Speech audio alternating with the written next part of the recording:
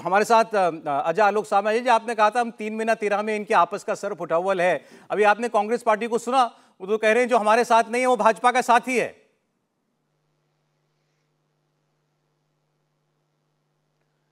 देखिए, जब कुंठा मन में गहरा जाए, निराशा से मन बिल्कुल बुझ जाए, तो इसी तरह के शब्द निकलते हैं, इसी तरह के शब्द निकल जाते हैं। उसमें क्या कहिएगा, सुरेंद्र भाई कुंठित हो चुके हैं, लगातार हार।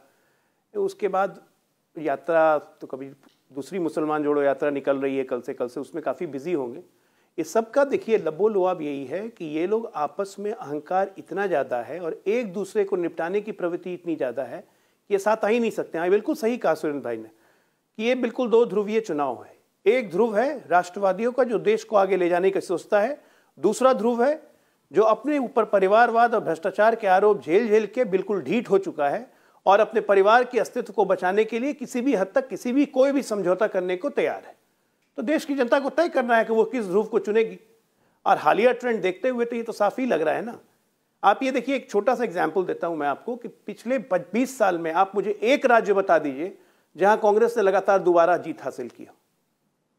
एक राज्य नहीं मिलेगा आपको पिछले 23 साल में, जहां 2002 के बाद जो बंद हुआ इनका, एक राज्य में आके दोबारा कभी आते ही नहीं है, क्योंकि गवर्नेंस है ही नहीं ना। ये 5 साल में उस राज्य को ऐसा निचोड़ते हैं भ्रष्टाचार करके, चूस लेते हैं आम की गुठली की तरह, और जनता देखती है किस तरह का मिस गवर्नेंस हो रहा है, किस तरह क्या हो रहा है, तंग आके इनको विदा कर देती है। तो ये गवर्नेंस देश के स्तर पे अब जनता नहीं चाहती है। पिछले 10 सालों में देश का जिस तरह से विकास हुआ है, अंतर्राष्ट्रीय ख्याति जिस तरह से बढ़ी है, हमारी सांस्कृतिक महत्वता जिस तरह से बढ़ी है, हमारा इकोनॉमिक ग्रोथ जैसे बढ़ा है, और जिन राज्यों में बीजेपी की सरकार है वहां के डेवलपमेंट इतना अच्छा हुआ है, तो वो सब देख के बिल्कुल जनता मन बना चुकी है कि नरेंद्र मोदी को ही हम जितवाएंगे। और मैं बता देता हूँ 543 सीटों पे चुनाव होगा, हम जितने भी लड़े अपने सहयोगियों के साथ, हर सीट पे नरेंद्र मोदी लड़ेगा और जनता नरेंद्र मोदी को वोट देगी। अभी आपने लेकिन इसके पीछे बात धीरे से सरका दी और आपने कहा राहुल गांधी की मुसलमान जोड़ो यात्रा दोबारा शुरू हो रही है। भारत जोड़ो न्याय यात्रा को मुसलमान या जोड़ो यात्रा कह रहे हैं आप? बिल्कुल मुसलमान जोड़ो यात्रा है। पिछले बार भी मुसलमान जोड़ो यात्रा थी। देखिए, 2 क्षेत्रीय दलों को निपटा दिया, जेडीएस को निपटाया कर्नाटका में और बीआरएस को निपटाया तेलंगाना में। सारे मुस्लिम वोट शिफ्ट हुए, कांग्रेस की सरकार बन गई। यही काम वो करना चाहते हैं बंगाल में, क्योंकि जानते हैं कि बंगाल में ममता दी अगर सीट नहीं देंगी, 2 सीट से ज्यादा नहीं देंगी, तो हमें अकेले लड़ेंगे सीपीएम के सीपीआई के साथ मिलकर। तो उसके लिए अगर मुसलमानों को वोट इधर शिफ्ट हो जाता है तो कांग्रेस मजबूत हो जाएगी। यही काम यूपी में होगा। समाजवादी पार्टी 6-8 से ज्यादा देगी नहीं, इनको 20 चाहिए। तो अगर मुसलमानों का वोट यूपी में शिफ्ट हो जाए कंप्लीटली कांग्रेस की तरफ, तो समाजवादी पार्टी निपट जाएगी। तो एक दूसरे को निपटाने का काम अभी शुरू हुआ है, अभी चलते रहेगा। ये मार्च तक एक दूसरे को निपटा देंगे जब तक यात्रा खत्म होगी, और अंतिम चिता को आग देने राहुल गांधी आएंगे इस इंडिया अलायंस की। अच्छा, सुरेंद्र जी।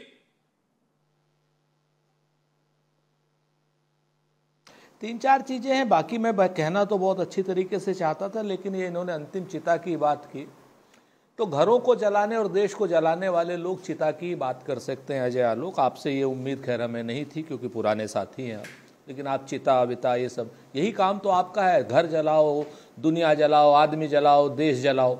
और एक तरफ आप हमको कह रहे हैं मुसलमान जोड़ो यात्रा, और मोदी जी आज की डेट में भाईजान जोड़ो यात्रा कर रहे हैं लखनऊ में। आपको पता ही नहीं है, मोदी जी हटा देंगे आपको प्रवक्ता के पद से। अभी कल ही उन्होंने भाईजान जोड़ो यात्रा शुरू की है उत्तर प्रदेश में। ये हम नहीं कह रहे, भाजपा ने शुरू करी और मोदी जी के साथ भाईजान जोड़ो है। आप इस तरीके की बात अब करते हैं तो देश में आग लगाने का काम करते हैं, और किसी न किसी दिन आपको इस आग में झुलसना होगा। इस बात को याद रखिएगा। कुंठित हम नहीं हैं, कुंठित आप हैं। जैसे वाजपेयी जी कहने लगे साहब, कि कहते हैं वाजपेयी जी कह रहे क्या नाम, भ्रष्टाचार। अरे रामविलास पासवान इसका मतलब दुनिया का सबसे बड़ा भ्रष्टाचारी आदमी था, सारी जिंदगी तो हमारे साथ मंत्री रहा। तो इससे बड़ा भ्रष्टाचारी कोई नहीं रामविलास पासवान से, जिसकी पार्टी में आप। तीसरी बात आपने बड़ी इंपॉर्टेंट कही थी, आप ये कहते हो कि साहब हम लोग कुंठित हैं। आप कहते हो क्या नाम, हमने 20 साल में कही सरकार नहीं बनाई, रिपीट। सुनिए, अरे रुको एक मिनट अजय, देखो पंडित जी आपके बीच में नहीं बोलता हूँ, आप प्लीज समाज सुनो। आप उत्तर दे दीजिएगा, मैं आ जाऊंगा इनके बाद। इससे बड़ा भ्रष्टाचारी 50 साल की राजनीति में एक बड़ा चीटा नहीं पड़ा है। सुन लो पंडित जी, आपको हमारे ही पास आना है। साहब सुन ले, चाहे आप कहीं भी चाचा रहे हो। वाले हो कि भतीजे वाले हो, आओगे हमारे ही पास। आप नहीं, ये गलत आरोप मत लगाइए प्लीज। सुन लीजिए, ये गलत आरोप है। अरे सबसे आप बड़ा उनका रिकॉर्ड चेक भ्रष्टाचारी करिए, रामविलास एक केस पासवान, कभी भी नहीं क्योंकि वो हमारे साथ रहा, आपने कहा। सॉरी डेफेमेशन के क्यों हकदार बनते हैं यार? कोई पहले रिकॉर्ड की बातें चेक आगे करो। आगे ये कोई आम भाषा में थोड़ी आप अच्छा ठीक है अच्छा ठीक है अरविंद जी, अच्छा ठीक है सुरेंद्र जी मैं क्वेश्चन कर रहा हूँ, प्लीज थोड़ा सा संभल कर। Absolutely wrong. ठीक देखिए, सुन लीजिए, अगर मेरे खिलाफ डिफेमेशन आएगा तो वाजपेयी जी के खिलाफ भी जाएगा, क्योंकि वाजपेयी जी ने कहा, नंबर 1, वाजपेयी जी ने स्पष्ट कहा है कि क्या नाम, ये विपक्षी लोग भ्रष्टाचार करते हैं। क्या मतलब है विपक्षी लोग भ्रष्टाचार करते हैं? क्या रिकॉर्ड है? और भेज देना डिफेमेशन केस, नाम ले लेता हूं, सुन लो, भेज देना। अरे वाजपेयी जी भेज देना, प्लीज अंडरस्टैंड, सुन लो, भेज देना। अरे सुनिए पहले आप अभी कह रहा हूं ना, आरोप को अपराध बनाओगे, भ्रष्टाचार पे हमारे ऊपर ऐसे हो सुप्रीम कोर्ट के लॉयर। अरे आप भेजो मेरे खिलाफ नोटिस। आप हमें आरोप लगाओगे क्या? भेजो। सुरेंद्र जी मानता हूँ, और आप इस तरीके की भाषा इस्तेमाल कर रहे हो। सुरेंद्र जी देखिए, आपने अच्छा वाजपेयी जी से आपने उनके लीडर के लिए एक देश के स्वर्गीय नेता के लिए आपने कुछ कहा, उनको आपत्ति हुई। मैं तो चाह रहा हूं इससे हम आगे बढ़े।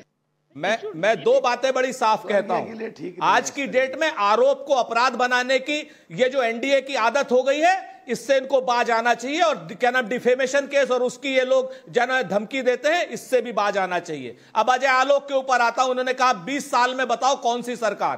15 साल कर्नाटक की सरकार, सिद्धरमैया की सरकार 5 साल रही, उसके बाद हम जीते, हमने सरकार बनाई, आप लोगों ने सरकार चोरी कर ली 18 महीने बाद। उसके बाद फिर हमारी सरकार आई, 15 साल लगातार हमने कर्नाटक में सरकार बनाई है। अजय आलोक जी, इतिहास को पढ़ के रखा करो। सच बात यह है, मैं आपसे फिर से कहता हूं कि इस देश के समस्याओं से विषयांतर करने के लिए एनडीए गठबंधन इस तरीके की विषयांतर वाली बातें करता है, और जब कुछ नहीं करता तो वाजपेयी जी जैसे सभ्य सुप्रीम कोर्ट के लॉयर से। अच्छा ठीक है सुरेंद्र जी, ओके। मैं घनश्याम जी, मैं 1 मिनट में आ रहा हूं, आपके पास एक बार मलूक जी से एक कमेंट में लेना चाह रहा था।